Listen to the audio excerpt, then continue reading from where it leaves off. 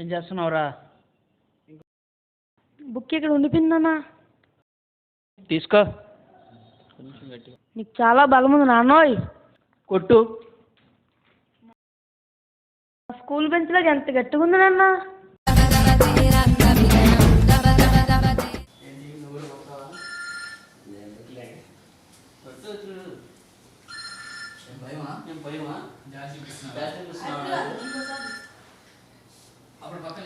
కొట్టదులేవా, కుడితే కానీ వదలడు నన్ను, కుడితే కానీ వదలడు.